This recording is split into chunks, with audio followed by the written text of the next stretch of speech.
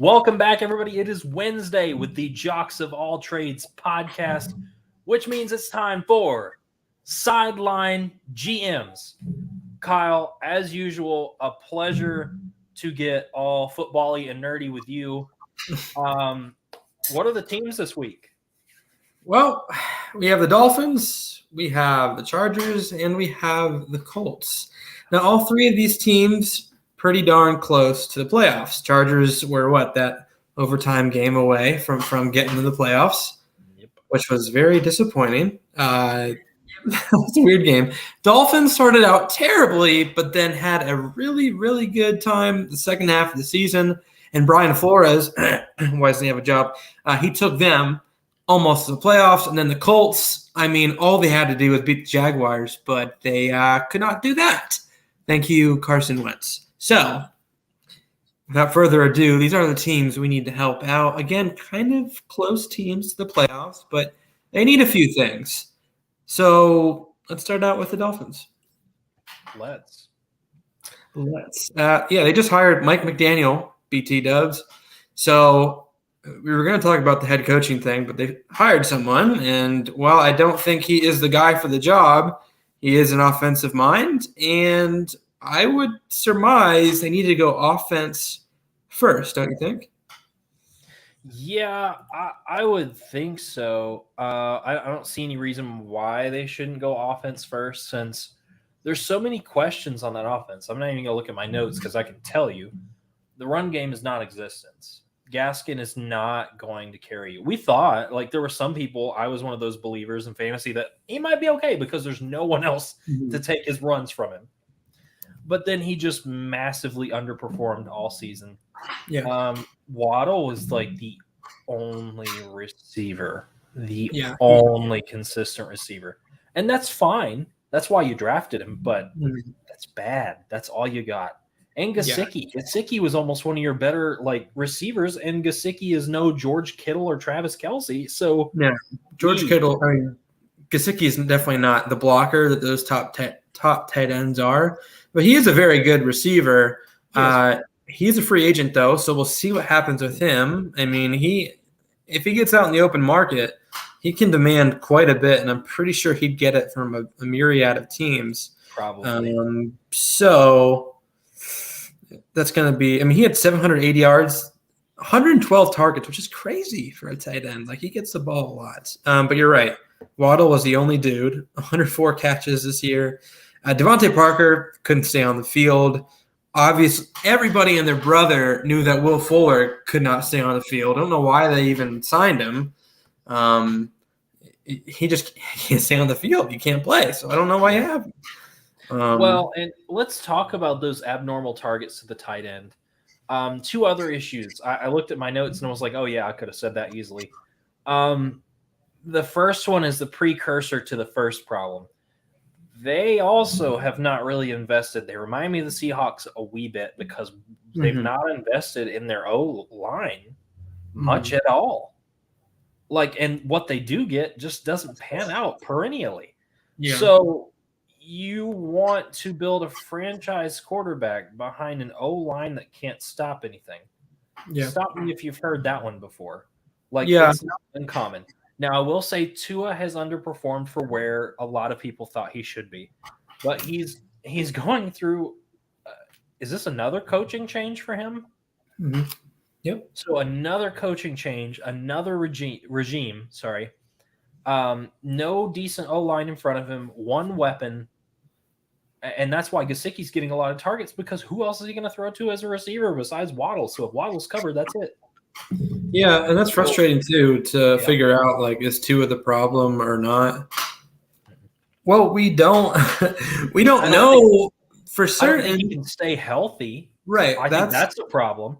That's a big issue, but the offensive line, if they don't have a good one in front of them, if they don't have a good running back, if they only have one receiver who's a rookie, mind you, have we seen enough from their supporting cast to determine if he's the guy or not? I can't say for certain. I feel deeply that if he had I don't know, Joe Burrow supporting cast. I know Joe Burrow's offensive line's booty, but if he had that supporting cast, like, would he be better? Probably. Well, maybe, yeah. And Maybe. let's talk also every season that's kind of gone down the toilet for the Dolphins. Notice we don't talk about the O-line publicly. We don't talk about a lack of receivers publicly. We don't talk about disappointing defense, which this year's defense we thought was going to be something. Mhm. We talk about Tua and we scapegoat the crap out of him. Like, Yeah. yeah, he was not going to be a savior for that franchise. Should have figured that out when he had that hip injury. Like, I didn't think he was going to get up from that and keep playing football. Yeah. We've seen that injury before, and it derails careers. And so far, yeah, it's limited him a lot. Do I think he's still a good quarterback? Yeah, I just think he's in a terrible organization. And that's kind of where the money is for me right now. It is. I mean, I feel Brian Flores was a step in the right direction to a good, like, concrete plan. Guy at the top that we can trust, believe in. You get rid of him, so now where do you go? I feel like he's like a good leader of men and a good leader for a hurting organization, but they can't. Here's a sad thing for you. Trevor Lawrence might almost be in a better situation with the Jaguars than the Dolphins with Tua. I would say it's pretty darn close. Yeah. And what I mean, like, it's pretty bad both ways, but at least the Jaguars went out and got a coach that developed a good quarterback, And so, yeah, it's frustrating for the Dolphins. I think that they did put more into their O-line than the Seahawks ever did, like drafting-wise, because they just Eichenberg, Robert Hunt a couple of years ago, Austin Jackson. However, Austin Jackson had to slide into left guard. Robert Hunt's not great. Liam Eichenberg is still very young and inexperienced. And they haven't invested in free agency at all. So if you really want to protect your quarterback, surround your quarterback with guys, especially a guy like Tua Tagovailoa who had that hip injury, I feel as if you would invest heavily into free agency as well. And not just rely, because they really are relying on like all young guys. And offensive line is one of those positions where you can't just start a bunch of 22-year-olds and expect to dominate. Quentin Nelson is the outlier to the issue here. There's not many people like him who can just step in. Centers, maybe, but outside of that, tackles and guards, they have a tough time adjusting year one. So maybe they can just keep rolling with these offensive linemen, these rookies, these young guys, and they can get better. But how long are you going to wait? How long are you going to wait for them to develop? And they might not ever develop. Right. And the problem with that, too, you just talked about it, Tua's health. When he keeps getting whacked like he is, and you're just waiting for the O-line to develop, then you really are going to waste Tua and then say, oh, man, he sucked. Well, when you didn't surround him with a good supporting cast, of course he sucked. Maybe that's their plan. It's a no-brainer. Maybe that's their plan. To be a horrible plan and a very dirty one at that, but just let Tua take his licks and until this offensive line develops, and then we go out and trade for a quarterback or sign one. I think Russell Wilson would be okay here, honestly, if we're talking about quarterbacks. It'd be very similar to Seattle, not a great offensive line, no running game, and one receiver. It'd be very similar to that. But beyond the quarterback, we talked about all the offensive positions. They could use edge for sure. Ogba's 28 and a free agent. I think they'll re-sign him. But I think that it'd be good to go after another one.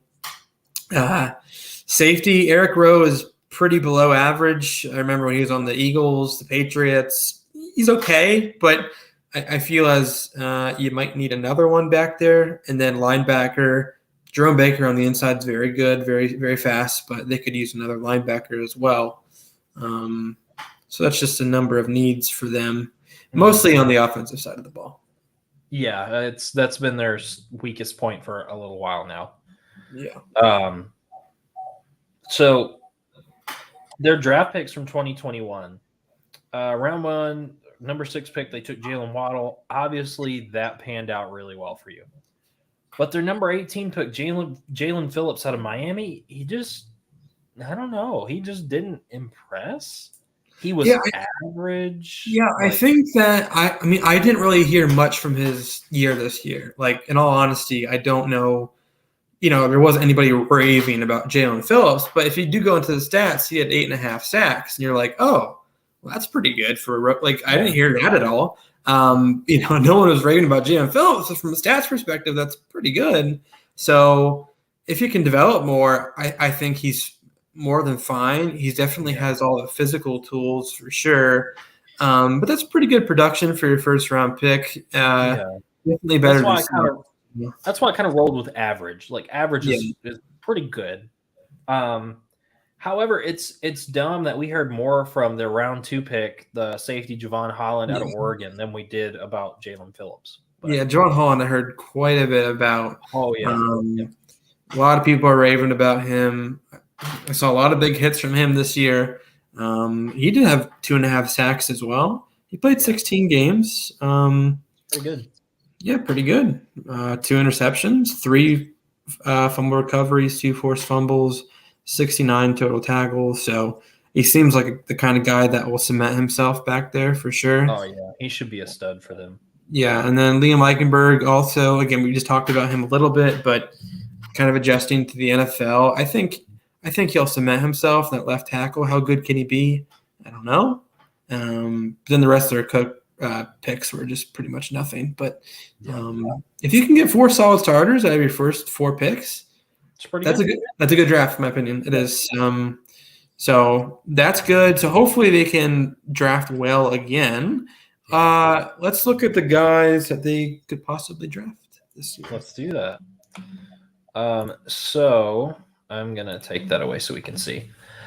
There's a couple options they could take. You wrote this one, so I'll give like some thoughts on this. I think you nailed it, though. In round 1, you do need a lot of offense. But surprisingly, offense is really deep this year. And it feels like defense, there's a lot of questions about some of those guys, about whether they deserve to be those round 1 studs. So if that's the case, fine. Go get one of those studs and then fill on the back end for your offense. And I think you nailed it with Devin Lloyd. He's just a massive guy. He's a freak. I did go back and watch his highlights. He's very freaky. I mean, Utah is not like a burgeoning, we're going to be in the playoffs and be insane every year. However, he played against some good talent and played well. And I think if you're going to use your first round pick, you need to establish somebody else to get up there in that defense. You did it with Javon Holland in round 2 last year. Jalen Phillips is decent. Like I said, get one more rookie in there to that could be a game changer, and you might have figured out your problem on defense. Because I mean, the defense last year was amazing. Yeah. So I like the that. more speed you can add to your defense in this modern day NFL, the better. I mean, Devin Lloyd is that kind of linebacker that will be able to go everywhere, cover running backs, cover tight ends, do a little bit of everything.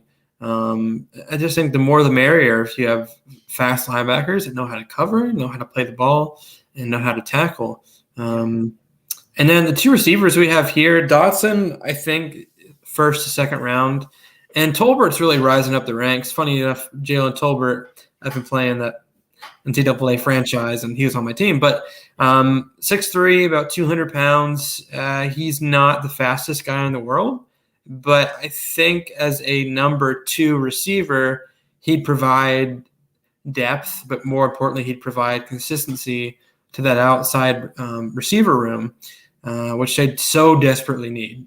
They need a guy who can stay on the field, who can just get better every day, who's a big target, who can run, in the middle of the field, not just – I mean, Jalen Waddle's pretty much got like everything deep, everything short covered because he's that kind of guy. But like someone in the medium type of routes over the middle of the field, you need a guy like that.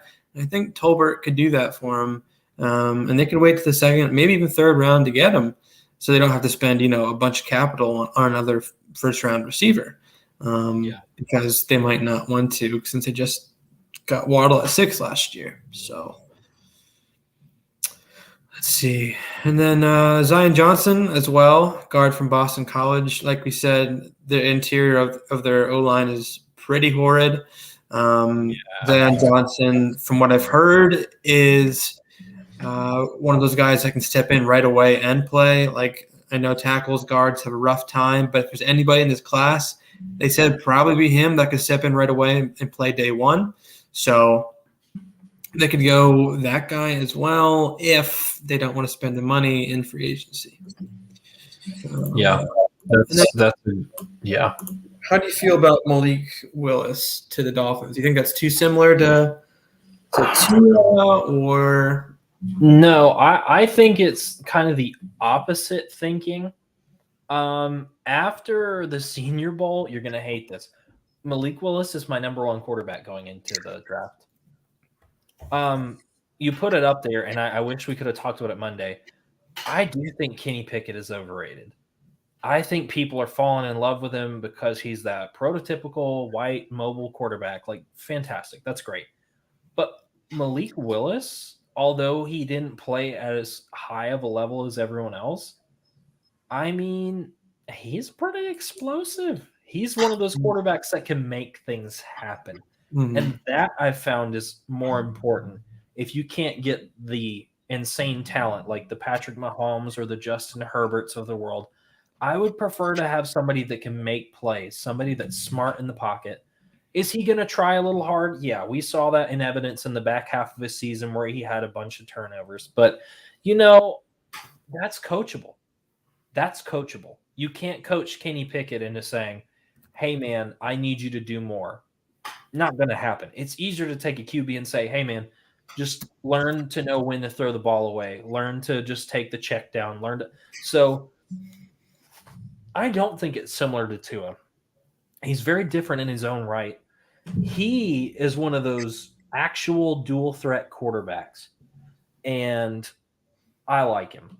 I know, or I personally want to see him go, but you won't like it. But I do, because it would be something different for that franchise.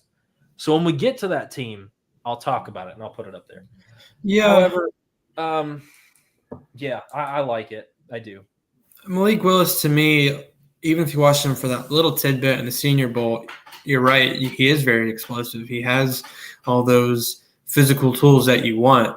Even in his cannon of an arm, you can't teach that. You can't teach someone how to throw with more power.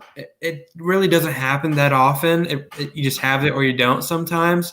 So if you have a guy like him who has the athletic traits in his arsenal, he's mobile, he has a massive arm, he makes plays. The accuracy is in question. The intelligence, again, because he played at a very small school, that's going to be a big leap for him. Yeah. No matter what kind of quarterback you are, if you play at Liberty or a small school, there is a mental leap that you will have to make.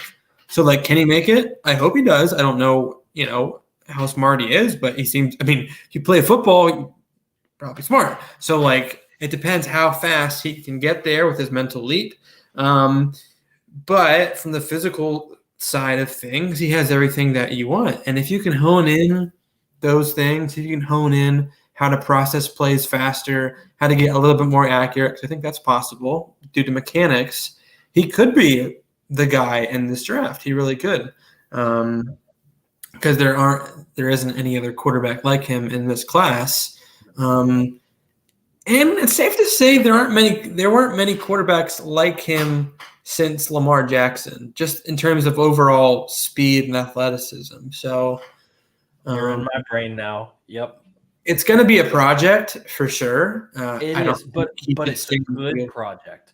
Yeah. And this is my differentiation between him and Pickett. I feel like Pickett is a bad project. There's just too much to work on.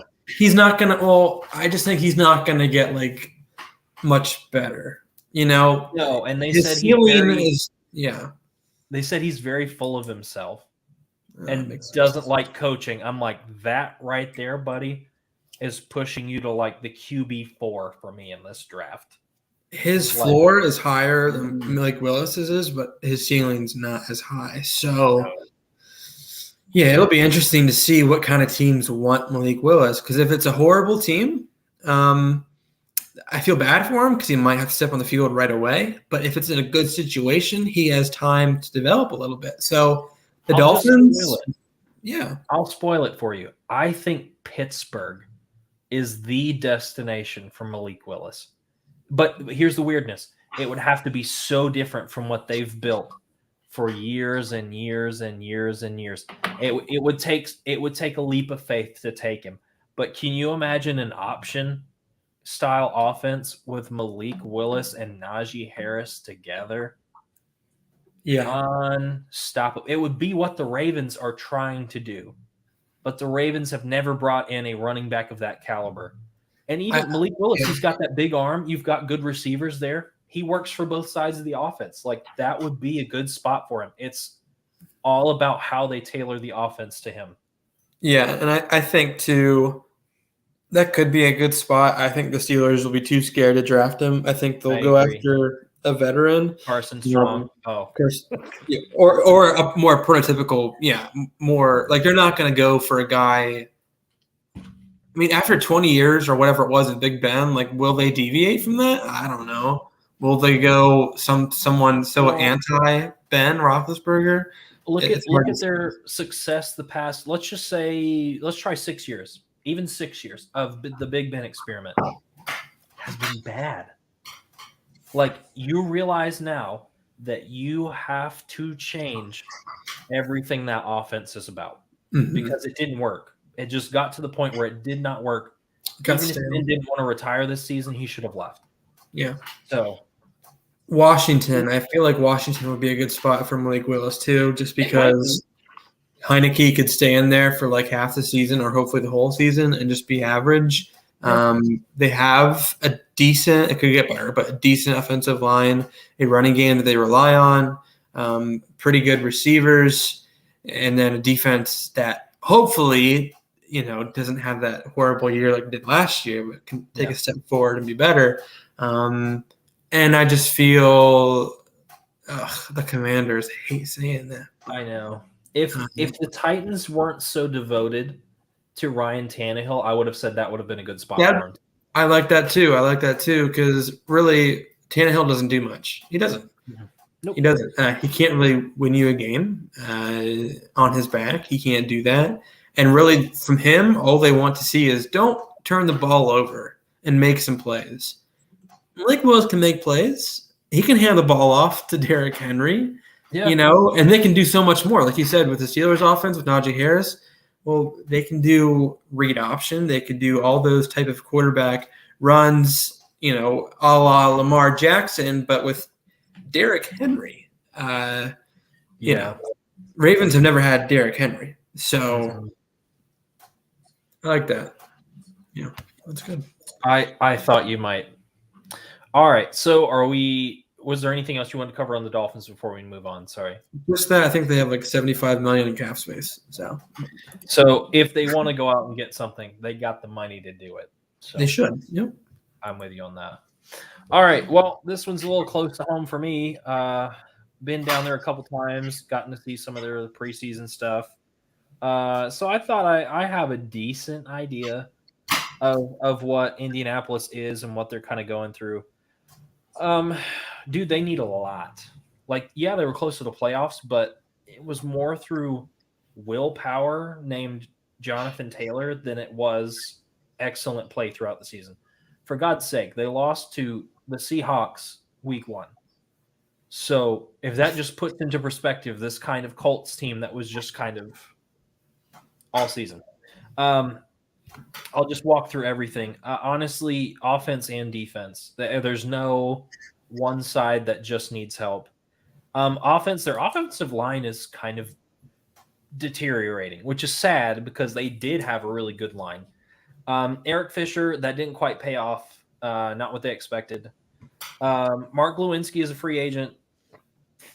The inside offensive line is decent, but they need more strength for the run game for Jonathan Taylor. That needs to be their focus from now on because Carson, is a good athlete. Carson is not good in big moments. He just falls apart in big moments. So really put into your O-line, give Jonathan Taylor what he needs, and build from it. That's what you need to do. The rest of the offense, I feel like this is pretty obvious. They've got Michael Pittman, and that's it. The other guys are young, can't stay healthy, can't get on the field. Ty can't even get on the field. He's ancient at this point. He's a dinosaur. He needs to move on. He's a free agent anyways. If I were the Colts brass, I would not pay him to come back. Or sign him to a 1-year deal and just say, hey, you can retire next year as a Colt. One of those things. But he's more there for like locker room presence than on the field, like game changeability. Speaking of offense, tight end, Mo Alley Cox is going to be a free agent. Jack Doyle is not a good tight end. He's just a tight end. That's how I feel about him. So you don't have any identity there, which again goes to your pass game of not having anybody to throw to. They need to change that. And this is the franchise that at one point had Reggie Wayne, Marvin Harrison. Like they had guys. Dallas Clark. They also had Eric Ebron at one point. I keep forgetting about that. And I'm like, why did y'all let him go? Like that would have been really good for you, but whatever. Last thing on offense, because offense is pretty easy. Just get a good line, a receiver. And the last one is you might need another quarterback. You really might. Wentz, again, inconsistent. I said doesn't show up in big moments. None of their backups are franchise QB material. None of these guys are going to take over for Wentz or beat Wentz on the chart at any point in time. This is not Wentz and Jalen Hurts. This is an entirely different situation of if Wentz goes down, we're screwed. And I think everyone in Colts Nation would agree with that besides Wentz, that's it. There's some cute pieces, but they'll be decorated backups for their entire career. So at some point you need to find a guy to invest in and start training to be the new guy because you've been trying to replace Manning since Manning. Closest thing you had was Luck. I know it's unfortunate. I understand why he stepped away, but you kind of just have to accept that he stepped away and move on, and they haven't done that. Brissett was not the answer. Phillip Rivers was not the answer. Carson Wentz is not the answer. Stop going after these old farts and draft somebody and actually train them. Defense, Kyle. Holy cow. Where do you want to start? Let's start D-line. Their edge. Kwity Paye. Not bad. Not bad. It took him a while to heat up and get used to it. Not bad. But Odeyingbo didn't show up. Just didn't fit. And I know that was supposed to be a big move for them in the draft, but it just didn't work out. Inside D-line, 7th lowest in sacks on the year. That's bad. The pass rush you have to improve. DeForest Buckner is a monster. He's not going to do it by himself. Now, most of the inside D-line guys and some of the edges, they're all free agents this offseason. But the question is I'm not sure how many of those need to be retained, if any of them need to be retained. Isaac Rochelle, okay. Grover Stewart, there's nobody that I'm oh, you guys have to spend the money to say, it's just not there. Let's go on to linebackers. Listen, outside of Darius Leonard, you guys don't really have anything there. You got to help him shore up the middle, have a better run defense. Defense is gashed you on the run really bad. And then I think 2 more, and then I've got it. Quarterbacks. Kenny Moore is a great story, but a great story doesn't make a great defense, unfortunately. And outside of Kenny Moore, what do they have? Isaiah Rodgers, Xavier Rhodes, nothing even Rocky Sin. I remember when they drafted him, they were so excited about him, and he's just never shown up to be a consistent part of that defense. Julian Blackmon, when he got hurt, it exposed their safeties. They have got nothing behind that guy.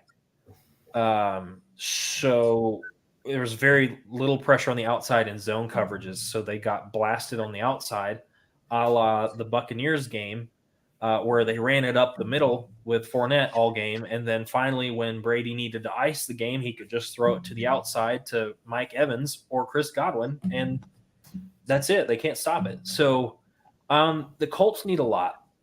I would have said maybe like 2 years ago, maybe 3. You were like Super Bowl material, except for like 2 moves. But now, losing that first round pick for Wentz is going to mean a lot for you this Yeah. upcoming.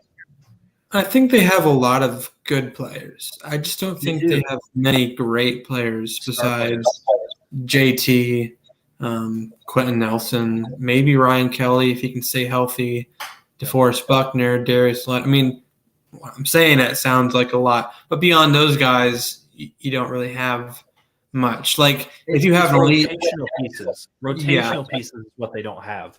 Even Kenny Moore, Julian Blackmon, I think they're really good players. I think Blackmon actually Kenny Moore made the Pro Bowl once. He did. They're good players. I just think you're right. They don't really have an elite edge rush that they could use. They don't really have an elite man in the secondary. They don't have an elite receiver, and they definitely don't have an elite quarterback. And you can definitely use some of those things. So, yeah, is Carson Wentz the answer? Remains to be seen. I don't think that he is. Will they go quarterback? It's probably not. I think they'd probably swing another year with Carson. Yeah. But it's funny, though, you mentioned tight end, and if you have a successful rushing offense with your number one back, usually you can pair that well with a tight end. At the 49ers. Look at the 49ers. Their run game, it's so good. And they have George Kittle, boom, right there without fail. I would say the Ravens, their running game is always good with Lamar, and they have Mark Andrews right there. The Eagles, the number one rushing offense in the entire league, has Dallas Goedert there. Like, you should really pair a good tight end with a good running game, and they don't have a good tight end. So that's sneakily tight end and receiver, honestly, for me, would probably be up there with tackle. Even though their defense is pretty average last year, I think it's better than what we saw last year, and I think they'll have a step up next year. But, receiver, sure, tackle, and tight end. So I should backtrack. I don't think the Colts are a garbage team. They're a good team. Like you said, they have good players. They don't have great rotational players, which exposes itself. As soon as you have injuries, your team was fried. Yeah. Like you couldn't do much. And that's what you need to build as a whole team. And they are one injury away from being one of the worst offenses in the league. They are a Jonathan Taylor injury away from being one of the worst offenses. Yep. So so something you mentioned all those things that they need to improve. Honestly, if it was like 2 things less, if you address 2 of those needs, that's better than what you have. Like even a receiver and a good offensive lineman, that might hold you together because you just rely on JT to win you games. But I mean, obviously, no one's ever going to fix all their problems in one offseason. But if you fix some, like it still puts you in a better contention because I still think that division is wide open. I thought the whole Titans thing was a fluke this whole year. Like without Derrick Henry, relying on no Julio Jones, occasionally having AJ Brown, like somehow you managed to win that division. So again, another subpar team took over that whole division. That's my point. Like the Colts just need a little bit more, and you can take the division.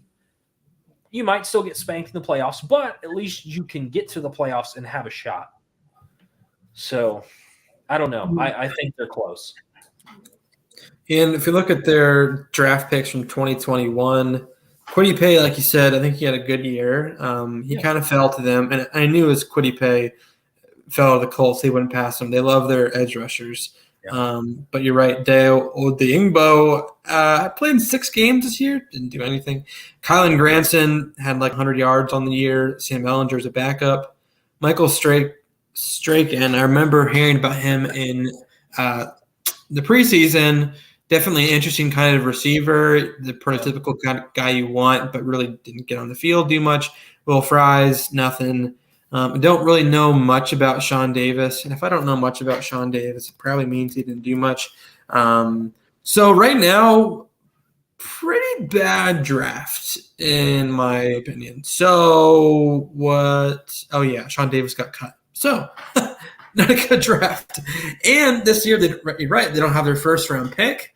And if Carson Wentz is nothing for you, honestly, it's one of the worst trades anyone could have made. Because their draft suffered last year, and it very well could suffer this year. Again. Yep. No, let's look at the guys who they could possibly target.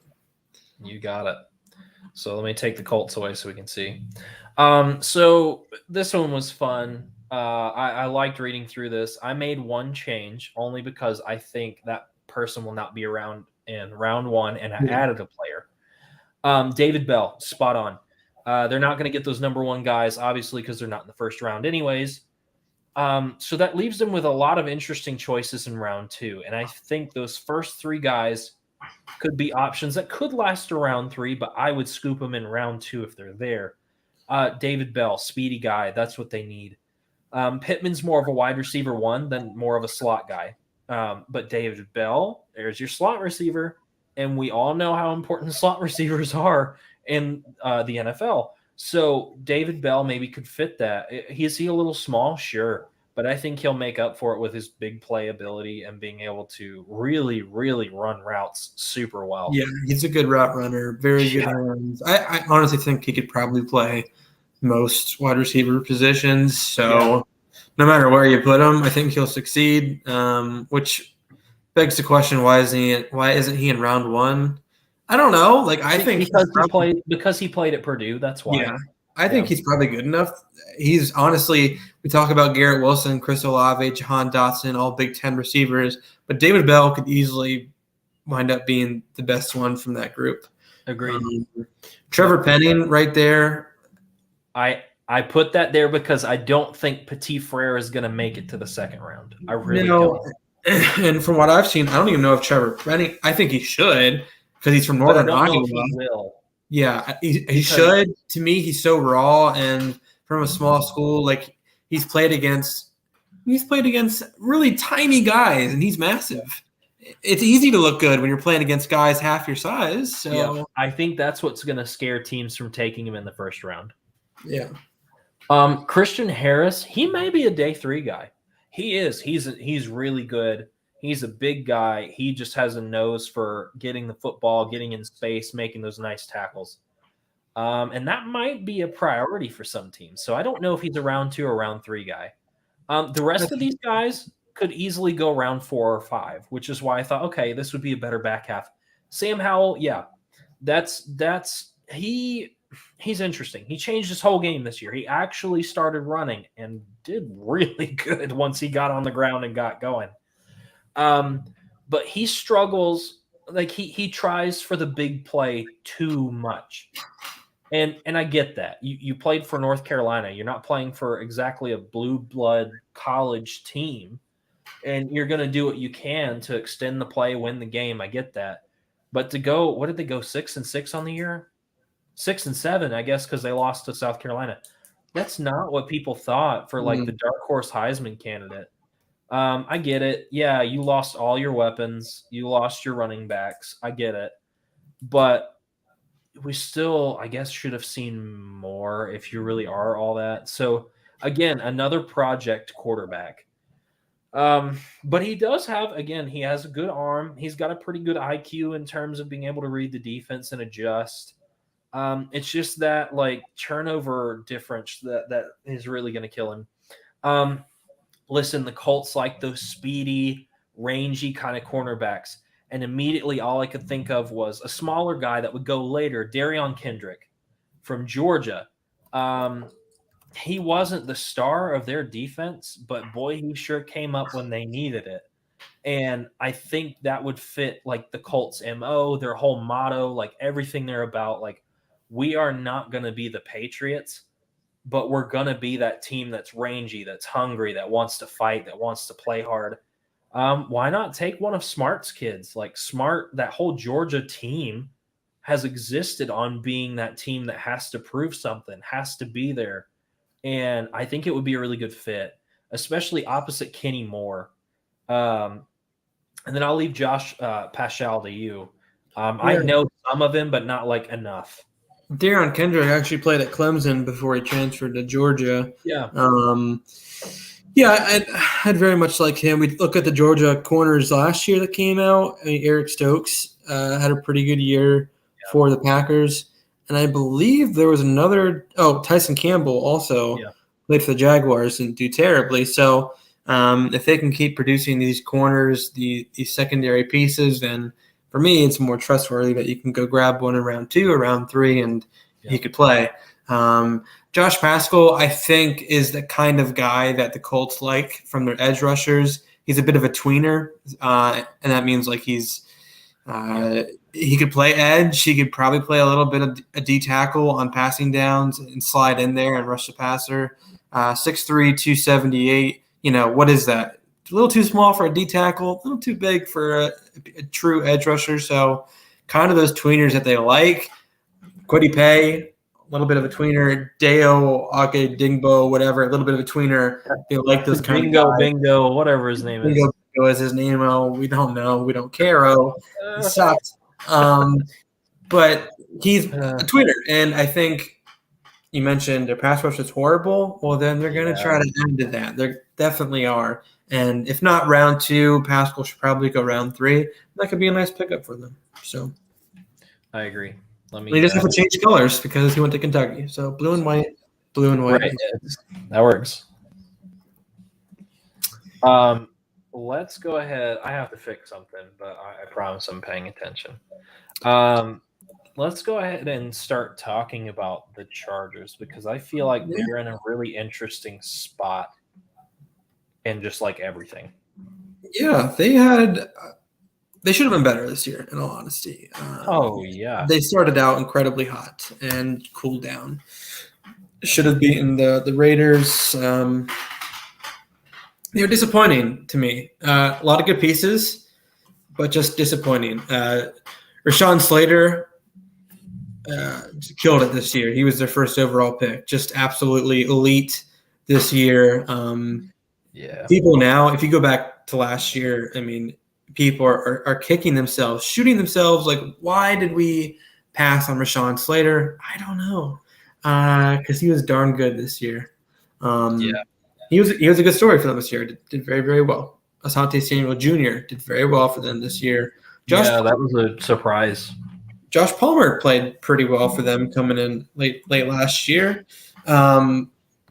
as well as Larry Roundtree played some significant minutes for them. So their draft right now not looking too bad. But in terms of the disappointing part is their defense disappointed me. I think they have talent for sure, like Kenneth Murray, Derwin James, Chris Harris. No, he's older. Linval Joseph is there. But Nasir Adderley was a second-round pick a few years ago. But they just didn't perform like I wanted them to. And Derwin has a hard time staying on the field. Yeah. Speaking of disappointments, Mike Williams was a fantasy stud early in the year, but then he just got phased out. I don't know. He disappears some games, in all honesty. He disappears. Sometimes he's a little bit of a one-trick pony. And he might disappear from the Chargers roster if he keeps it up. Yeah, he might. He's a free agent. He could. I'm sure he'll get some decent money, and that's probably why he's going to leave. But Keenan Allen's not getting any younger either. He's always Mr. Consistent for sure. If it's him and Josh Palmer, I don't trust that receiving core. And then beyond Rashawn Slater and beyond Corey Linsley, who they got at center from the Packers, they don't have anybody. I mean, Justin Herbert, time and time again. I mean, I watched a few Chargers games this year, and he was getting murdered. Yeah. And much like Joe Burrow, he just hung in there and kept delivering the ball. So Justin Herbert could benefit from having a better offensive line. And then tight end, Jared Cook's a stopgap. He's really a stopgap. He's not going to be there long term. They drafted Trey McKitty, but he's not going to be a number one kind of guy. They could use a Mr. Reliable tight end for sure. And then pass rushers, edge and D tackle, they need all of that. So many, many needs on this team. But I would say tackle, protect them, and then maybe get a pass rusher and a receiver, and you're looking up next year. So Yeah. Or, just pay Hunter Henry and not deal with half the problems, but whatever. yeah, they should have kept somehow. They should have kept him. That would have been very Yeah, very they really goofed that up. yeah. Yeah. So that was kind of a quick rundown. But let's look at the prospects here. Maybe get a little bit more in depth with kind of what they need. Sure. I gave you a curveball, and I'll talk about why. But this is mainly your list. The only thing I swapped out was Penning and Petit Frere. Okay. Hit me here. What are you thinking?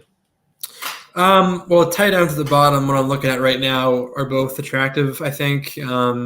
Maybe not first round for either of them, but I think maybe likely a third round, McBride, a second round. McBride's a Mackey Award winner, kind of a do-it-all tight end, which I think very reminiscent of a Hunter Henry. I think Isaiah Likely had a very good year for the Coastal Carolina this year, but a little bit more of a he's like a poor man's Kyle Pitts. That's what I was wanting to tell you. Yeah, I see that. Definitely more of an not a halfback, but like an H-back kind of guy who he's not going to be like the best blocker in the world. But in terms of production, in terms of like matchup kind of nightmares kind of guy, like he can get on the field and do a lot for you. Do they need that, or do they need more of a prototypical tight end?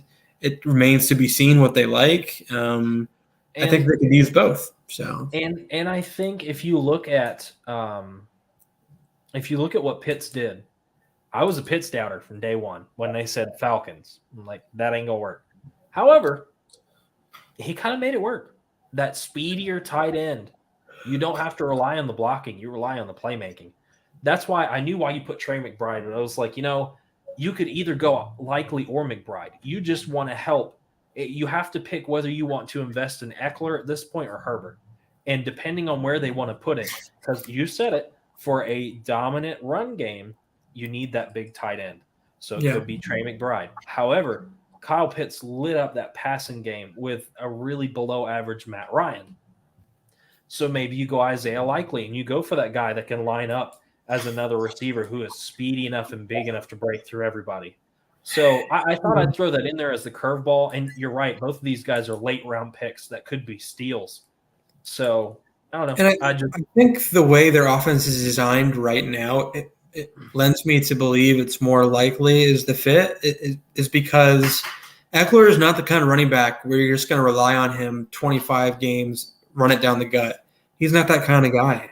He's more of a scat back. He's more of a Tariq Cohen, Darren Sproles, a little bit of McCaffrey for sure. But look at McCaffrey. He got the ball every freaking down for the first half of his career. And what's happened the last 2 years? You can't stay on the field. Yeah. So, they can't afford to use Eckler 40 times a game.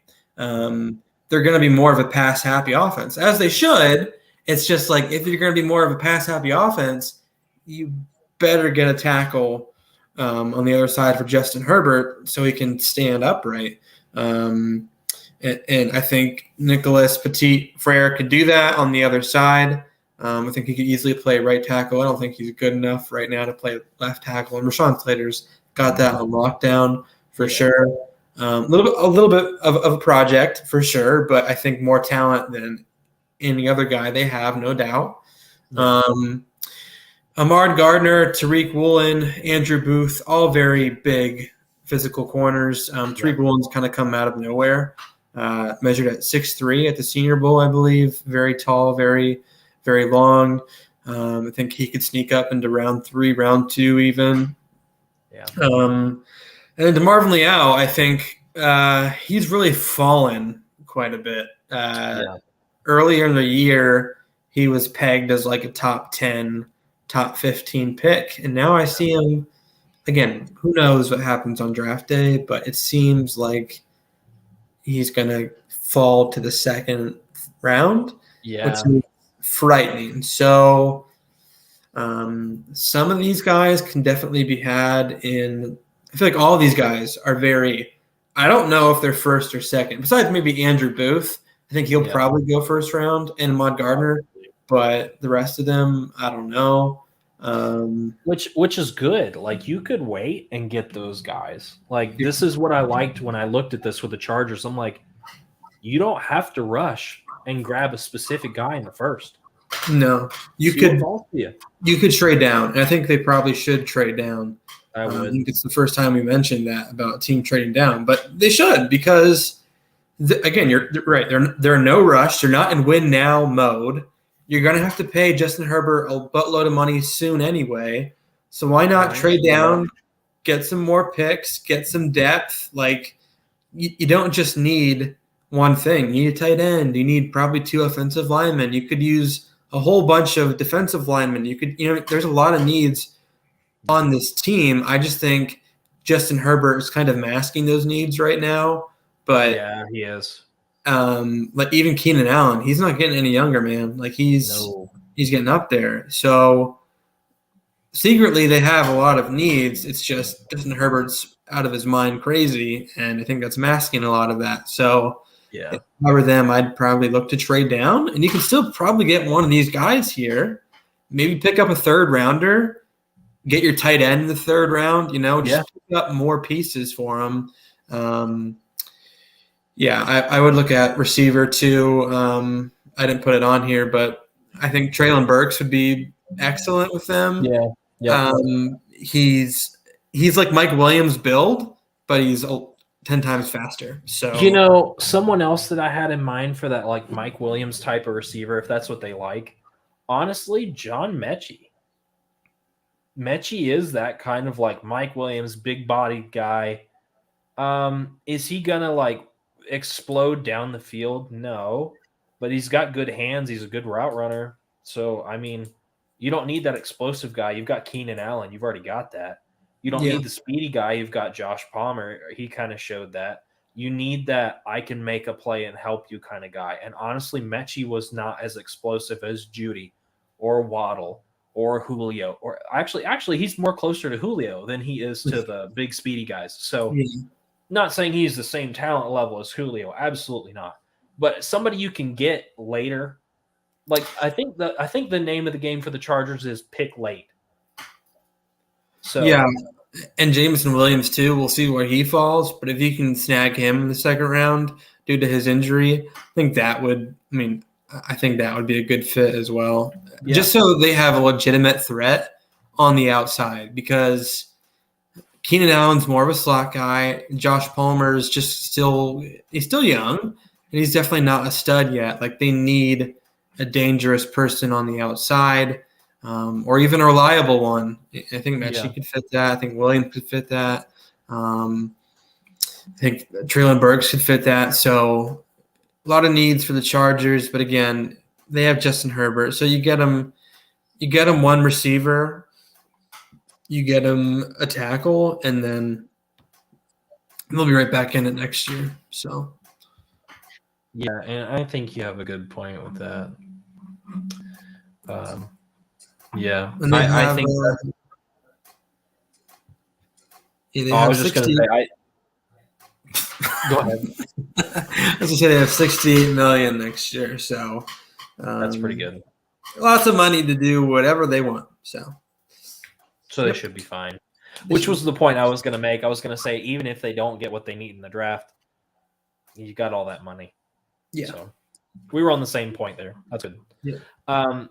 So before we wrap up, Kyle, who can we be looking forward to for next week for teams? Next week. Well, I know that we were talking about a mock draft. I think that we are going to hold off another week for that, which is totally fine. Which would be the 21st? Yes, I believe so. Next week should be the Saints, the Steelers, and the Patriots. So That'll be Stick interesting. around for that. Saints, who are kind of in no man's land right now. The Patriots, who definitely have a leg up in terms of future outlook, and the Steelers, who are also kind of in no man's land right now. So this will be interesting to talk about. So we'll talk about it next week. Sounds good. All right, guys. Thanks for hanging as usual. We, as usual and always, are the Jocks of All Trades podcast. Thank you for your support. Please like, subscribe, share. We now feature at the top of all of our videos where you can find us, except for Spotify. If you do want to find us on Spotify, want to listen to us on the road, it is just Jocks of All Trades and our regular logo. Have a good night, everybody. Later.